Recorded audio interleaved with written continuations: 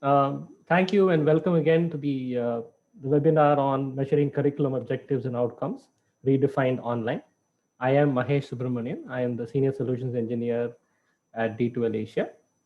Uh, let me let me start with sharing my application screen. I hope you're able to see the Brightspace application. So to begin, um, when we talk about measuring objectives, right? Measuring objectives and outcomes, we typically think about uh, quizzes and assignments. So what I'll do is I'll first go to a course that I'm going to use for this purpose. Now I am in a demo course that I use for demoing such activities. And when we think of measuring outcomes and objectives, right? We're basically looking at how students and learners can be tested on the curriculum that they're going through, curriculum, course, activities that they're going through, and being able to measure them effectively, both quantitatively and qualitatively. Now, the understanding is that we are presuming that you understand that we are able to build a course in the application in the structure I'm showing you right now. I can set up activities under units or modules, and these activities can consist of documents, PDFs, audio, video, external links, right? Even links to, say, your Google Sheets or your Google Sheets on Google Drive. Now, I will be focusing for the purpose of this demo on quizzes and assignments, the quantitative and qualitative ways to measure outcomes and objectives for a course. Now, before we measure objectives and outcomes for a course, we need to set up a quiz that actually has objectives or outcomes aligned with them. We will begin with a quiz for this course in the in terms of objectives. So what I'll do is I will first walk you through how a quiz can be created. I've got a quiz here for the demo purpose. I can set up the quiz in terms of setting up the name, the questions that I will allow for students to view through the quiz, right? I can set it to 1, 2, or whatever. If I don't put anything, maximum number of the questions will appear together. I can shuffle the questions at the quiz level, which means randomization is possible.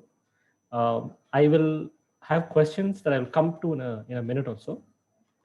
You can add descriptions for both the quiz instructions and introduction, and any information that you would like the student to understand before they take the quiz. And I have the ability to allow hints, disable a right click, and disable email or instant messages or alerts when somebody is taking the quiz so that they're not distracted.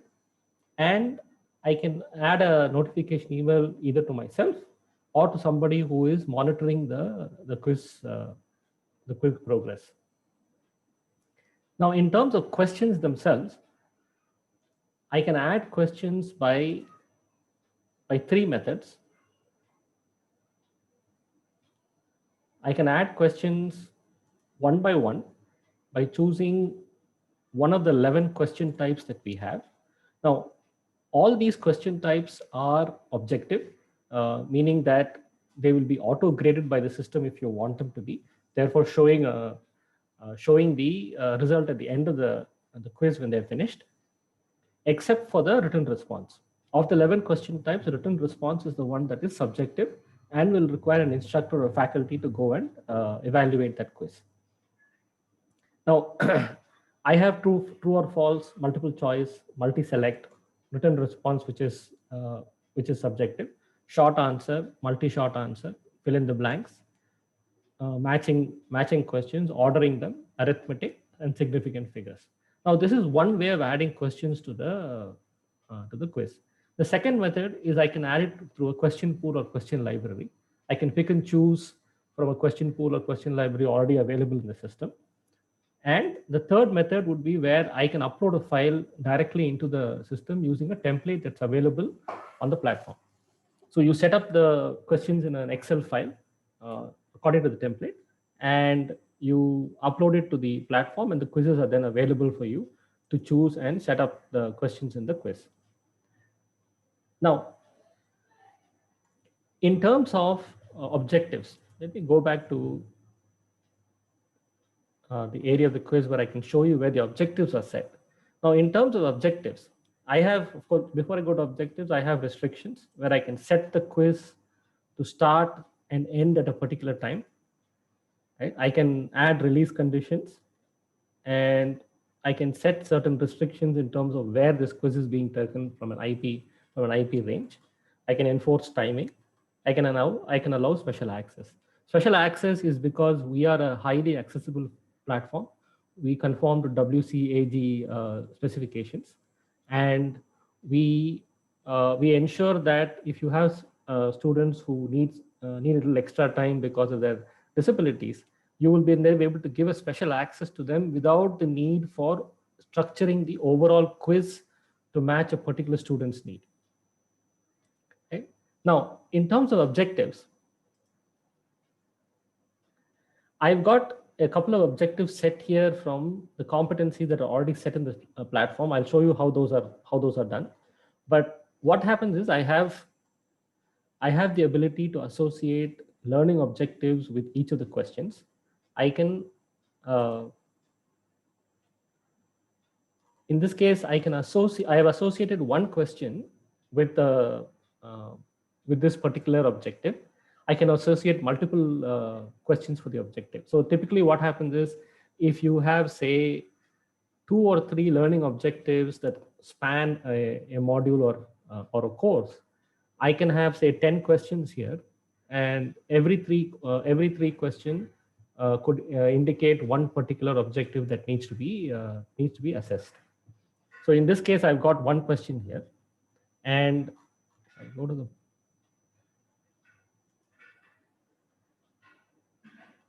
and it also tells me that I need to score on the selected questions, which means I need to get the question right to be able to check to be able to complete this objective.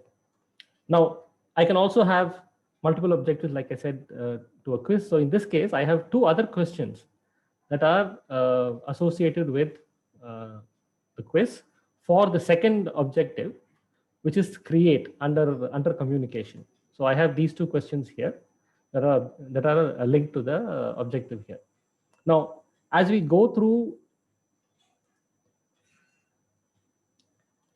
the quiz preparation or the quiz creation, I can set all of these objectives to the questions and ensure that each of those questions will be marked against that particular objective, meaning that if they select that question right, they would have achieved the objective that you are willing to you're looking at completing. Now let me close out of this quiz. And so now my quiz is ready. I can add it to my content structure wherever I want in terms of whichever module is the one that is relevant to the objectives that I'm measuring here. Right? And as soon as that module is available, as soon as that module has been taken and the objectives and the quiz has been completed, we will understand whether the student has completed those has achieved those objectives or not. Now I will show you how we measure or track those objectives in a few minutes. But before I go to the measurement, let me also show you how we've looked at quantitative measurement of objectives by doing a quiz. Now, if I want to do a qualitative measurement, I typically would use a more subjective approach, which is assignments. I mean, both quizzes and assignment, please understand, are not just for measuring outcomes, but can also be used for formative and summative assessments as you go through the course, measuring knowledge gain as students finish activities in the course, and at the same time being able to ensure that they actually finish the course and achieve the objective of the summative assessment. Now, in terms of an assignment, I've got an assignment here that I've got an objective assigned with. I will edit the assignment to show you how that works. So I have the ability to put a title. I can use a score to grade it. I provide instructions on how the assignment should be submitted. Now, in Brightspace, we have the ability to accept a variety of assignment submission options. You can submit Word documents, PDFs. You can also submit audio and video files if you want as part of your submission to the assignment as a student. As an instructor, I can also record an audio and video to personalize and make the assignment more interesting for the student, by providing them a video of my instructions and additional information that I would like to pass on to the student. Considering that when we look at when we look at an online system, we need to be able to engage with students at a more effective level, and this allows us to engage and interact with students on a regular basis. So I've got my assignment ready. I've got my start date and end dates. If I want to add them, I can add release conditions. These also provide the ability to have special access. I can define what are the individual assignment types, meaning, is it going to be an individual assignment? Is it going to be a group assignment? What kind of submission is it going to be? In this case, it's a file submission, but I can accept a text, I can accept on paper, I can even do an observed in-person submission. What do I do with the files that are coming in? Am I going to keep them? Am I going to just use one file? And I have the ability to have a notification email sent to me when the individual or the student completes the assignment. Now, in terms of evaluation and feedback is where we're going to talk about objectives. I can grade my assignment based on a rubric or a score, right? I have a rubric that includes a score here. I have a learning objective attached to it. I'll show it to you in a minute. I have an annotation tool that we can use to mark the assignment, um, so that online, and then provide that marked assignment back to the student in the same way that we would do in a paper-based submission. And we have the ability to integrate. We have Turnitin and Urkund integrated. If you have a Turnitin account, you can also have a plagiarism checker that will provide you the ability to look at people copying from information from the internet, which is the general plagiarism. Plus, you can also do similarity checks between the assignment submissions to ensure that people are not copying from each other.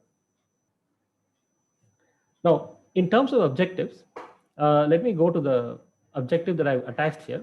If I click on Manage Learning Objectives, I have validate, which is my objective, which is my learning objective under the competency under communication. I will show you how that structure looks like.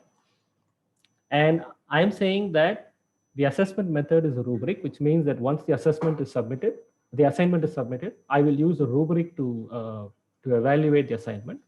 And I would need to have the student achieve a level 3 out of 4 levels, level 1 to level 4 here. I would need them to achieve a level 3 to have completed this objective, meaning that a level 1 or 2 would not be able to achieve the objective. Now I will close out of this assignment. And before I show you how the objectives are measured in terms of how they're tracked in terms of how you can measure them in terms of the progress, let me show you the competency structure for this course. I'm right now on the competency homepage. I have the ability to expand my existing competencies. Now, these are basically created at an organizational or an institutional level, so that you can then use it across all your courses and curriculums. Now, I have the competencies here, and let's say I take this competency, which I'm using in one of my assignments. I will see that this is a learning objective. Its name is validate. I mean, it needs to have a contextual value, but this is validate, right? And if I look at the structure, it tells me that I have this assigned with my sample assignment for demo purposes, basically the assignment I was just showing you. And if I was to look at this assignment, I can then define how the objective is assessed. I'm saying that this is a rubric type. This is my rubric that I'm going to be using. And I will need to achieve, or I will need to have completed this learning objective. And the threshold is set at level 3 across 4 levels available in the system. All these are configurable. I could have 5 levels, I could have 3 levels, depending on how the configuration is set at the top of my institution.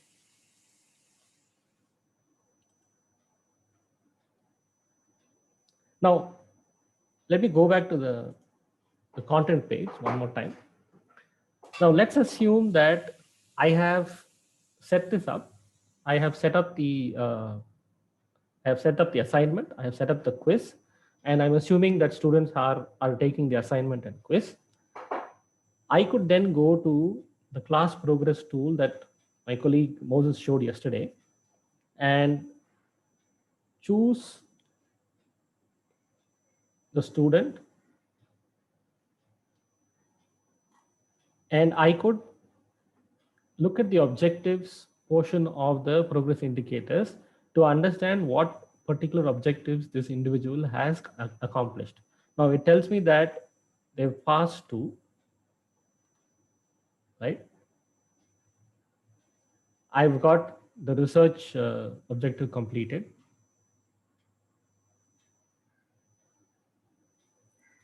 And I have a total of 3 objectives, of which 2 I have completed, right? Now I can look at,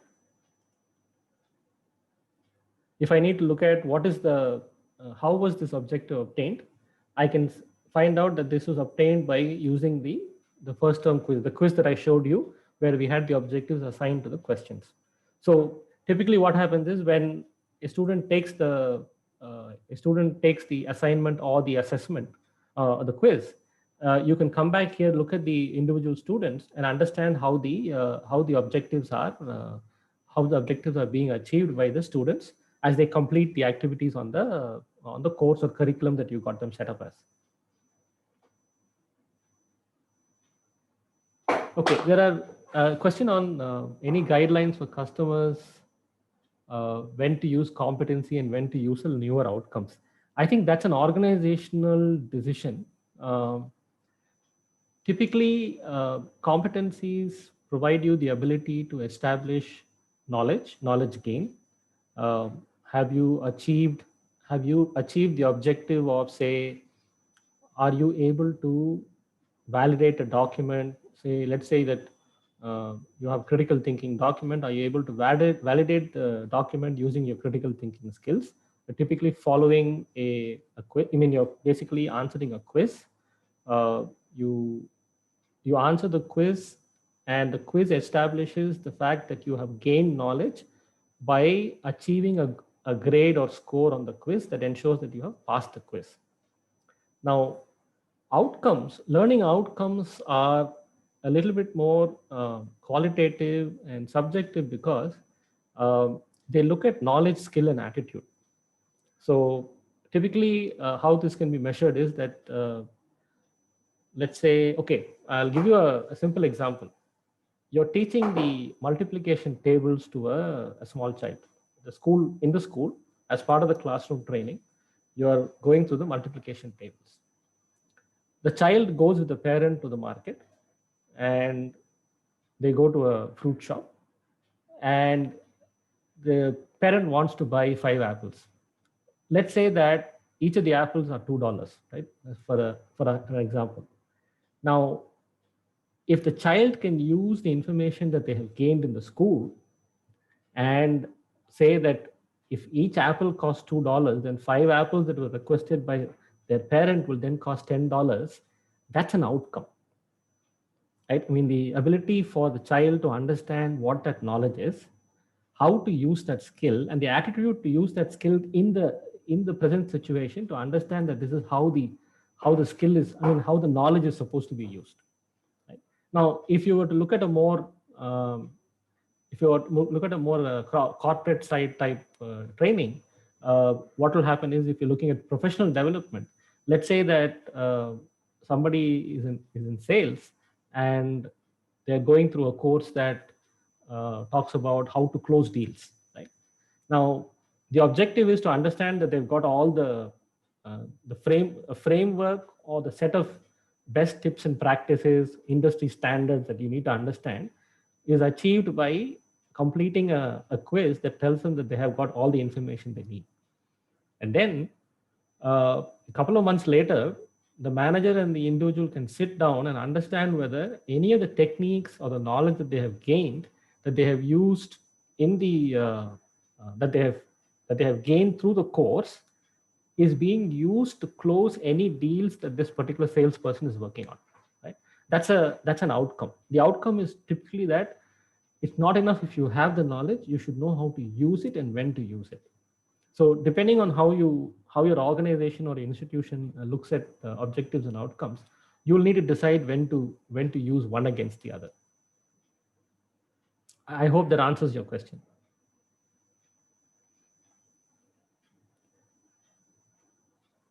So this is how objectives are measured.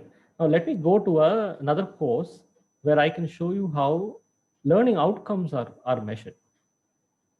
Now I've got the learning outcomes once again set up with an assignment and quiz.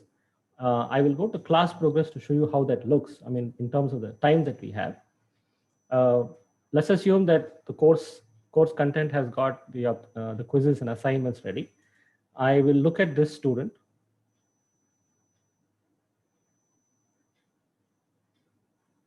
And I have 3 outcomes that are available for completion as part of this course, depending on whether it's a quiz or an assignment.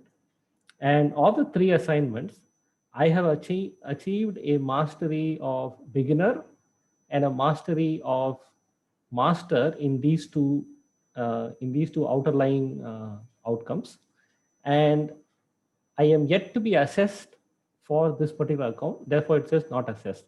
Now, if I was to click into this outcome and how it was achieved, I will find that I took a quiz, and on both attempts, I was able to achieve a scale of mastery. Now, the mastery scale or the achievement scale is once again set by your institute. Your institute defines what that mastery scale is, and based on how you set the thresholds for the outcomes, in the same way that you would do for the objectives, you'll be able to understand whether students achieve the outcomes or not. Right? I could let me close out of this, and let me show you one here. Now, this is from an assignment. Based on the way the assignment is graded, my grade tells me that I'm a beginner in the achievement scale for the outcome to create new stories and features for different beats. Okay? That's the outcome that was created by the organization for me for the course that I'm taking. I mean, all this is demo data, so you'll have to understand that the data is created in such a way that we can show you these features. Now, if I was to look at the one that's not been assessed, I have the outcome set up against the course, but I don't have it associated with a measuring activity. A measuring activity meaning an assessment activity like a quiz or an assignment that tells me what's the grade that they have achieved as part of the completion of that particular activity. Only when they're able to get a score, 20, 30, 40, 60, or 80%, will we be able to assign the fact that we'll be able to assess the fact that they have completed the outcome. Thank you very much.